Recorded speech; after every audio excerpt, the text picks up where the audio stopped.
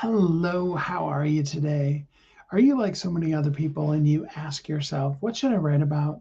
What should my book be about? Why should I? What should I? Where should I even start? Right? I bet you have those feelings too. Well, let's talk today about what should I write? Hi, my name is Steve Kidd. I'm a third generation minister, an international best-selling author of 22 books and counting. I have had the privilege of working with more than 4,000 people in the process of writing, publishing, marketing their books to bestseller and beyond. And I love helping people find their next, their up level, the silver amongst what they thought was clouds, but might actually end up being cotton candy. I love helping you define your passion, your purpose, so that you can live your Zaraz. That's right. So you can transform the world, be a world changer. You can use that catalyst that is you to make the world a better place and transform the world with all that you are. That is your Zaraz. And today we want to talk about how you can share what you need, what you are, and who you are with the world simply through the process of learning and knowing what should I write. So there's the question, what should I write? Most of us, myself included, both hands up, right? Um, Most of us tend to write giant tomes of everything that we know because we assume that if we get the first book out, that'll be the only book we do. We first of all don't account for the fact that once you get that first book out, often you get the book bug. It's fun to listen to people who talk about how, and then I did my first book, and now I've got three, and I've got four books, blah blah blah.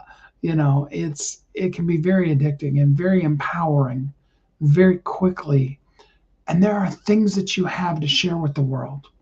Now, here's the other side to it because I talked about the fact that most of us just dump everything. We just brain dump our whole entire world and life and every good, bad, and indifferent thing that's happened and everything that's happened to us. And then we just leave it on weighing on somebody's chest. What we really should do is take a point, make it really clear, and give them a clear action from that one point. That is, especially these days, the kind of book that people really want to read. It's really kind of been always the book people wanted to read. Publishing companies came in and told us, well, a book isn't a real book unless it's at least 300 to 350 pages long. Truth of the matter is that books, say for example, Dr. Jekyll and Mr. Hyde, which is around 50 pages, powerful, amazing story that's been reused and reused over and over and over again, all in that 50 little pages. It's not about how many pages, more is just more. It's about giving the person the ability to take the next step. Don't tell them the next 20 steps because here's what's going to happen. When we tell somebody 20 steps, what they do, even though we tell them take action on step one and then take step two, blah, blah, blah, is what they decide to do is for their very first step, they take step 20, kind of sort of like jumping off of a cliff and expecting the ground to be there when it wasn't there because you weren't on the bridge that got you across to the other side where step 20 is. It's much like that. And then what happens is, this amazing program that we joined by this powerful guru who's made all of these differences in people's lives. We blame them because they don't have a program that works. Now, don't get me wrong, all of us have signed up for programs and wished that we hadn't and regretted that we did. I'm not talking about that. I'm talking about the fact that when we try to do step 20 without doing 1 through 19, we are setting ourselves up for failure. And when we give people 20 steps, we need to understand they too are going to want to do step 20 because step 20 is cool. It's the sexy part. It's being a return missionary. It's having unlimited wealth. It's having a six-figure, client paying you six figures for one program. It's having a 7, 8, 9-figure company. Everybody wants to just jetpack right straight there. They want to get hired and be the CEO of a Fortune 100 company, rather than starting off, I don't know, maybe as the maintenance guy out in the garage, maybe as a private in the military, rather than as a five-star general. Whatever analogy you want to use, we have to take one step after the other. And those last steps, they're cool, they're exciting, they have all of the culmination of all the work. I heard a coach say one time, and it's very true. We start off, we put 10 units of energy to get 1 unit of result back out. But if we continue and if we're consistent, ooh, there's a word, consistent, what we'll find is eventually we can get to a place where 1 unit of energy can equal 10 units of result. Now, we have to stay consistent. We have to realize that when we morph, change, come up with new and cool things, that we may be starting back at 10 to 1 with that new thing or with the change in our company. So don't expect that just because you had all of these people that were really on to what you were doing, that when you changed groups that you were in, programs, offerings, prices, that immediately your 1 effort of energy that equals 10 efforts, 10 results is going to stay that way. It may go back to 10 to 1. So anyway, we're talking about what should I write? What should you write? Well, what's the one thing? What is that thing burning on your heart right now? And maybe it won't 6 months from now. That's why you need to write that book now. That's why you need a process to be able to get it out quickly and share it with the world. Because as we learn, as we grow, we know more and do better, but we move on. And so that powerful thing that was so ever present in everything we said 6 months, a year, 6 years ago, it's now kind of gone by the wayside because we didn't capture it. We didn't create a course, have a book, all of those kind of things that we should have done when that thing was the thing in our life, when we were talking to people and sharing with them, when every time we got poked, what came out of us was that message. That's what we need. That's when we need to share that one thing. And then when you move on, that book is there, that course is there, and it will continue on building your legacy, helping people who still need help with that. Because just because you go 5 more steps down the journey, think about it like this.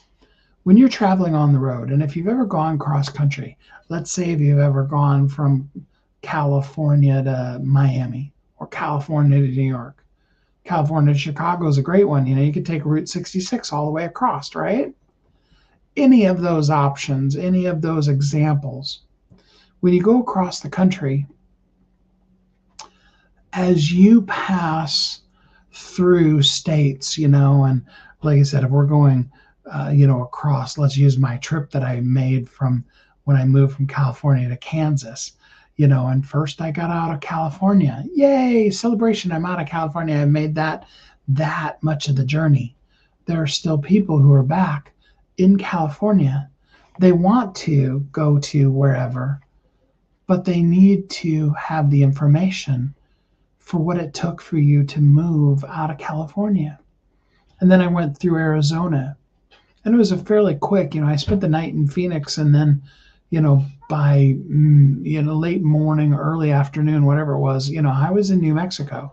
Isn't that long to be able to get out of Arizona? But I still went through it. There was still the decisions of which way do you go, and do you go up north and through the mountain, or do you go down south and through the desert? Do you go right next to the border, or do you go up a little bit north of it?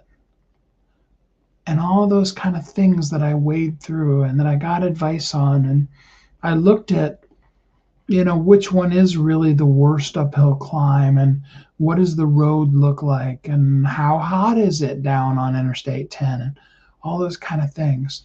Now, those of you that have never been in that part of the country, you're like, I don't know any of those things you're talking about. But you can envision the concept of the trip. Imagine if you were the first person traveling down a brand new created interstate.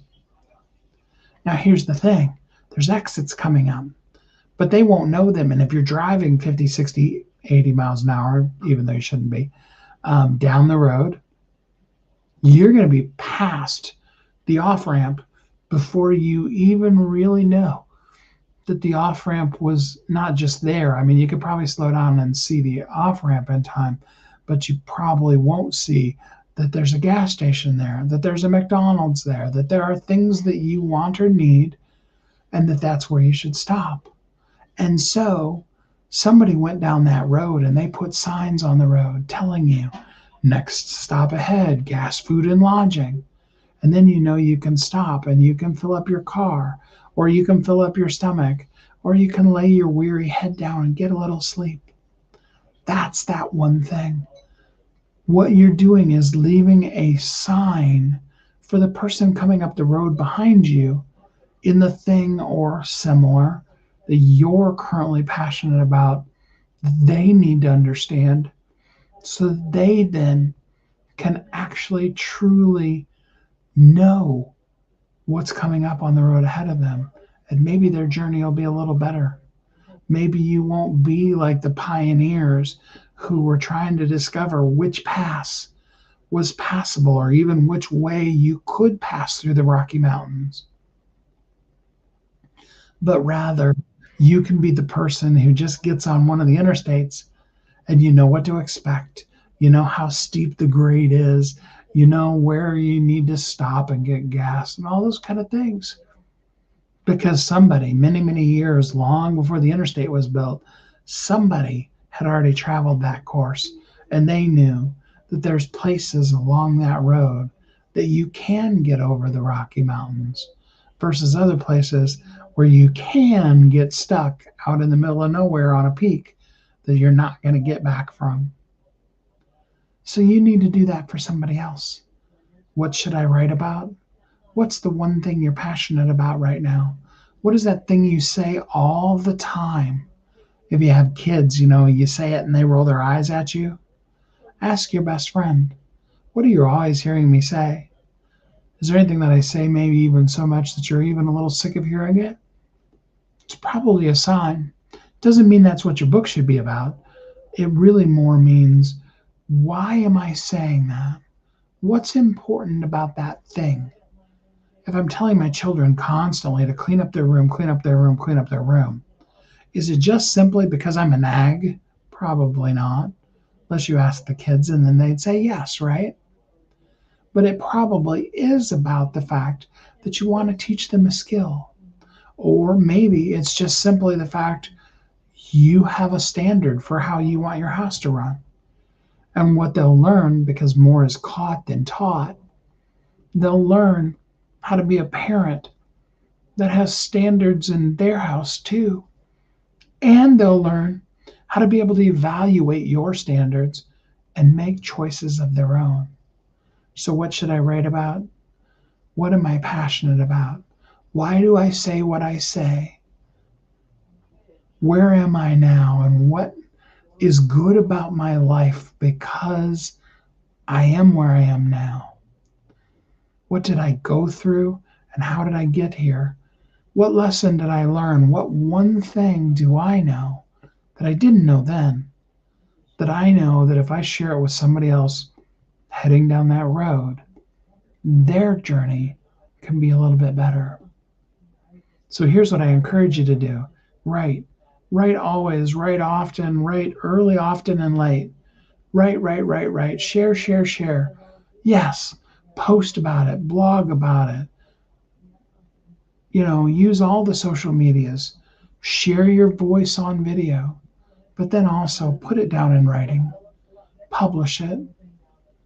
Make it out there so that people now and in the future, when they need to know the signs on the road, you've put up the signs so that they can know there's a bump up ahead. Watch out. Slow down. There's a sharp curve. That's what you should write about. And when should you write about it? Well, you should write about that right now, starting today. And live the Zaraz lifestyle. Live in a place of transformation as a catalyst, being the luminosity that enlightens and guides people on their pathway to a better them. Be all that Zaraz entails. Zaraz actually has a several paragraph definition. That's why I just throw out little things to you. Live that, and be the change of the world that you were born and meant to make. Thank you in advance for doing it. Please do comment down below and let me know what things you're going to write. What are you writing now, or what are you going to write about? And we're not even going to say going to, because we're going to start. You've either already started and you're going to continue to doing it, or you're going to start right now. Tell me, what are you going to write about? And if you need any help with it, you can always go to AskSteveKidd.com and ask Steve Kidd questions about how you can get your book done, how you can write it, publish it, market it to bestseller, and all the things that come beyond. Write that book.